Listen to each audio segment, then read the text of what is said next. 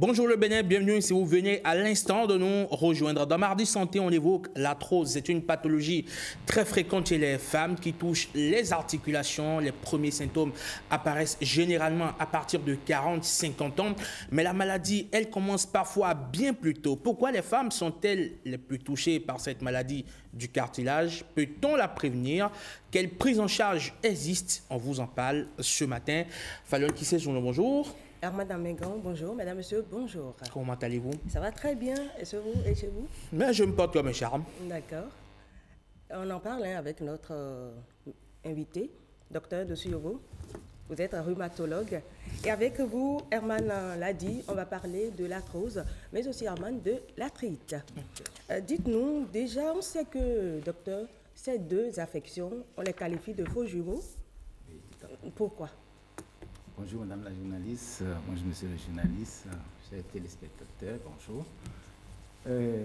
Effectivement, l'arthrose et l'arthrite sont de faux jumeaux parce que parfois se présentant sous une fausse facette qui se ressemble globalement, mais de façon un peu plus intrinsèque. Ces affections sont très différentes. D'accord. Ouais. Que comprendre alors par l'arthrose et par l'arthrite? Bon, l'arthrose, pour faire court, c'est une maladie des articulations, c'est-à-dire articulation, c'est les jointures, là où deux ou trois ou plus extrémités osseuses se rencontrent, ça les jointures. Donc l'arthrose va toucher l'articulation, donc, mais caractérisée surtout par l'usure du cartilage. Donc, qui dit usure dit âge. Voilà un peu, en quelque sorte, ce qu'on peut dire par rapport à l'arthrose, que notre population enfant qualifie bien de lobozo enfant. Voilà, le gozo ou le bozo. Voilà. Donc, c'est une maladie en quelque sorte de vieillesse, on va dire ça globalement. Donc, voilà. Tandis que l'arthrite, c'est une maladie qui va toucher également les articulations, mais cette fois-ci, l'élément principal touché, c'est la membrane synoviale. Puis ensuite, ça va évoluer et attaquer toutes les autres structures, même le cartilage après, de l'articulation. Mais ici, les deux se différencient beaucoup plus par les caractéristiques des douleurs. Voilà. Alors, membrane synoviale, c'est quoi déjà? C'est une membrane qui tapisse la cavité de l'articulation. Voilà. Sur cette image, elle est où? Sur cette image que vous avez en face de vous? Oui. La précédente, hein? La précédente. Oui. Alors, si on peut avoir... ou du moins, on va sur celle-là. Oui. Là où vous voyez le... Comment on dit? Bon, ce n'est pas tellement visible. D'accord, ce n'est pas tellement visible sur cette image. Oui. D'accord, très bien. Mais ce qui est sûr sur cette image, on a... Sinon, on peut l'imaginer par le rouge qui est à l'intérieur. D'accord. Au niveau de l'articulation. Mais c'est bien titré synovial. Donc, voilà. On a le muscle, on a synovial, on a capsule, on a liquide articulaire, on a les ligaments, on a le cartilage et on a l'os qui est là. C'est ça. Et quelles sont alors les causes de ces deux affections? Oui, d'abord un peu de précision par rapport à la différence. C'est que les types de douleurs au niveau de l'arthrite, il y a ce qu'on appelle inflammation, beaucoup plus qui domine, et qui est caractérisé par 4 signes cardinaux en général. C'est la douleur, c'est la chaleur, c'est la rougeur et ensuite le gonflement. Bon, on peut avoir ce cas-là dans certaines arthroses, mais c'est beaucoup plus au niveau de l'arthrite. C'est un peu comme ça. Et c'est à tout âge l'arthrite. Et l'arthrite a également, c'est-à-dire chez l'enfant jusqu'à l'adulte, la vieillesse, on peut l'avoir.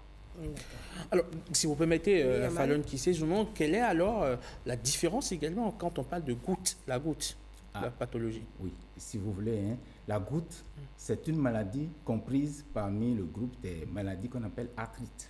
D'accord. Oui, c'est dans cette catégorie-là que se situe la goutte. Donc, peut-être chemin faisant, comme vous avez demandé peut-être les causes. Les causes, oui. Les causes, en les développant un peu, on pourra parler de la goutte rapidement au passage. Prenons l'arthrose. Oui. L'arthrose, comme je le disais tantôt, et comme un savant a eu à le dire, c'est ce que représente pour l'articulation les rides pour le visage et les cheveux blancs pour le scalp, c'est-à-dire la tête. Voilà. Vous voyez à travers cela qu'il y a un phénomène d'usure, un phénomène d'âge, donc pour l'arthrose. Donc, en quelque sorte, nous parlons beaucoup plus de facteurs favorisants. Mais pour parler de causes, on peut aussi, en tant que scientifique, dire que les causes sont beaucoup plus une défaillance biomécanique de l'articulation. C'est-à-dire qu'il y a une anomalie, un dysfonctionnement dans les structures qui composent le cartilage articulaire, qui à un moment donné, ça sèche, vieillit, se nourrit mal, se fissure, il perd sa résistance et du coup peut s'affaisser facilement et conduit à l'arthrose. Donc on dit que c'est dû à l'âge. Oui, c'est dû à l'âge, mais en quelque sorte, là, c'est un peu le côté intrinsèque scientifique que j'ai ramassé comme ça. Maintenant, les facteurs favorisants, c'est l'âge, premier élément. Ensuite, nous avons le sexe, ça prédomine chez les femmes. Pourquoi? Oui, pour beaucoup de raisons. La principale raison, c'est qu'il y a des hormones, on va dire, au niveau de la gente féminine, qui sont des facteurs favorisants de l'arthrose. Il y a par exemple, chez la femme, la grossesse, qui est un élément qui va entraîner un surpoids, qui va favoriser donc l'arthrose. Il y a la ménopause. À la ménopause, il y a une sorte de substance qui manque, des sortes de substances qui manquent à l'intérieur donc, de la femme, dans l'organisme de la femme, et donc ces substances font que l'organisme fonctionne moins bien, on va dire ça comme ça, pour faire court, et ça peut favoriser l'arthrose. Ça, c'est les raisons qu'on peut avancer très rapidement chez les femmes, et surtout l'obésité. Vous voyez, dans la population générale, les femmes sont en général plus obèses que les hommes. Donc voilà. Donc c'est un autre facteur favorisant, l'obésité. Donc après, il y a, comment je vais dire, l'hérédité, par exemple. Il y a des familles dans lesquelles on peut avoir plus l'arthrose. Il y a également les causes métaboliques, c'est-à-dire manque de certaines vitamines, vitamine C, vitamine D et autres, qui peuvent être des facteurs qui vont favoriser donc l'arthrose. Maintenant, il y a d'autres causes, c'est-à-dire si vous êtes né avec des malformations au niveau des articulations, votre posture mal disposée va favoriser plus tard la survenue de l'arthrose. Et le port des talons? Tout à fait, c'est aussi des éléments qui peuvent bien... Parce que le poids du corps est mal réparti quand on porte des chaussures au talon. Donc après, ça peut jouer et agir sur certaines parties, comme les genoux, parfois peut-être les hanches, la colonne vertébrale lombaire, parce que quand la femme porte les talons là, elle est obligée de modifier inconsciemment sa posture pour pouvoir s'équilibrer. Donc, ce qui déplace les charges, la répartition de la charge au niveau de l'organisme, du coup, ça peut faire que la charge sera plus répartie au niveau de certaines articulations que d'autres. Et je me suis toujours demandé, Fallon, comment on arrive à rester debout sur des talons. J'ai essayé à la maison, je n'ai pas tenu 10 secondes. Ce n'est pas de votre ressort. N'est-ce pas? Non, on sait comment on le fait. Et on sait généralement aussi comment ça finit. Quand on va à une fête, la plupart du temps, on y va avec les talons, mais on rentre généralement avec les claquettes. Voilà, c'est la solution. Et parlons des causes ou des facteurs de risque concernant l'arthrite. L'arthrite, il faut dire que les causes sont multiples, multiformes. Et je vais dire tout simplement, d'abord, les arthrites, ça dépend des types.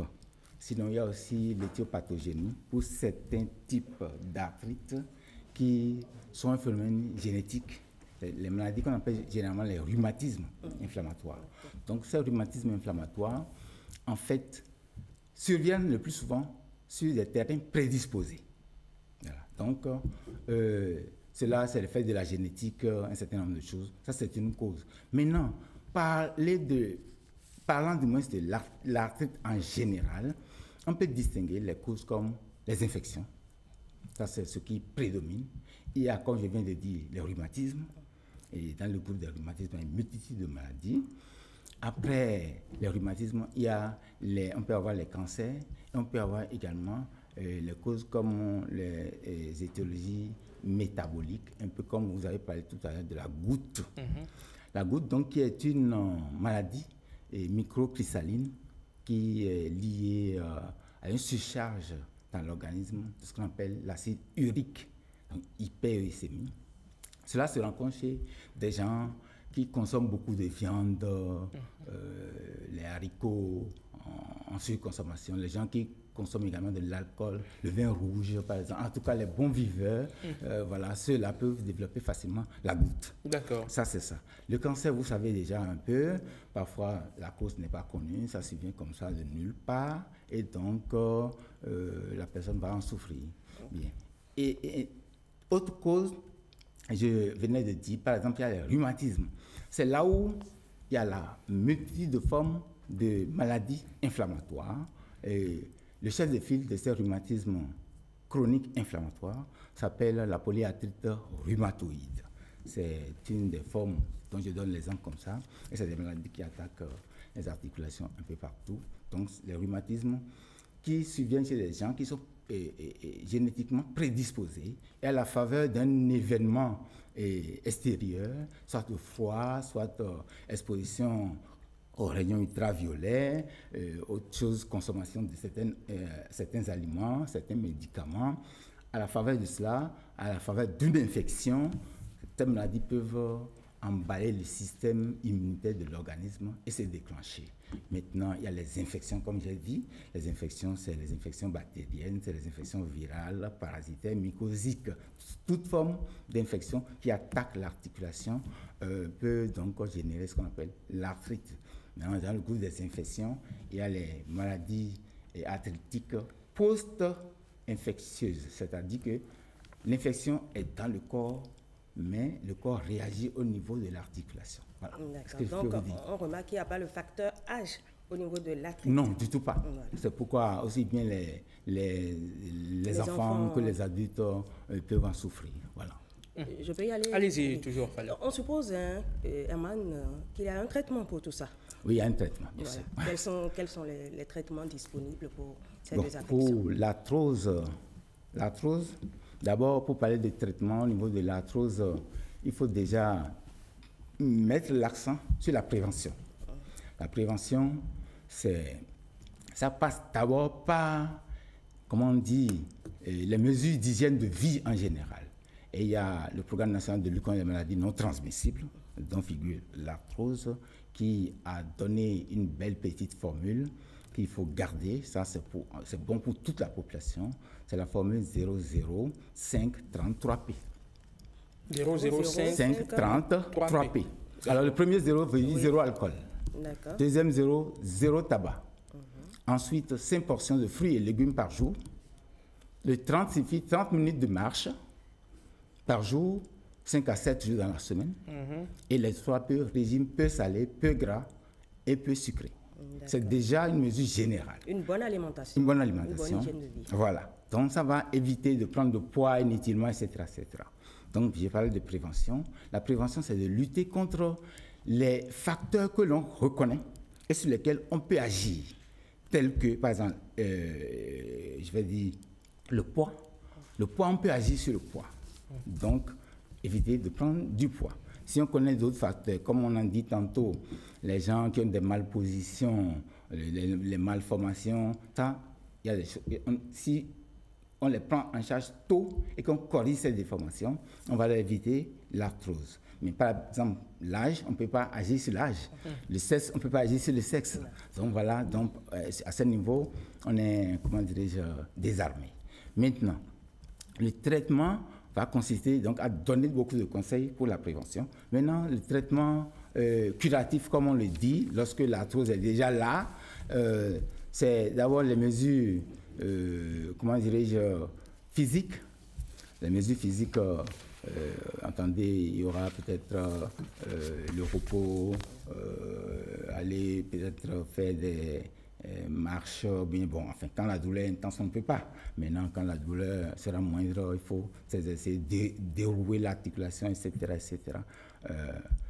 Comment dirais-je, la rééducation, ça fait partie des mesures non médicamenteuses, donc qu'on peut utiliser. Maintenant, les mesures médicamenteuses, c'est les antidouleurs. Oui, on va y aller très rapidement. Voilà, les antidouleurs. Après les antidouleurs, on peut avoir des médicaments qui agissent, qu'on appelle les anti-arthrosiques à action lente, c'est-à-dire les médicaments qui nourrissent l'articulation et qui ralentissent l'usure du cartilage, comme on avait dit plus tôt. C'est un peu cela. Après, il peut y avoir la chirurgie quand tout est déjà délabré et que médicalement on ne peut plus soigner. Voilà. Donc maintenant, pour l'arthrite, c'est également, il faut détecter la cause et soigner la cause. Si c'est une infection, il faut traiter l'infection.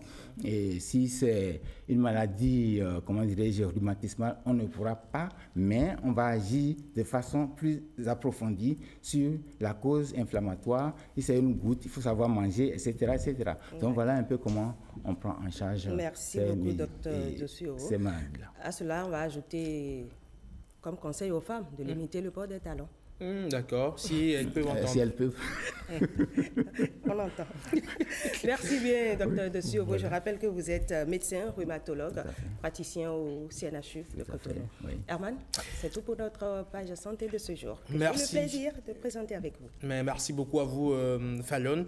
J'espère vous retrouver dans pas longtemps ici. Je l'espère aussi, Herman.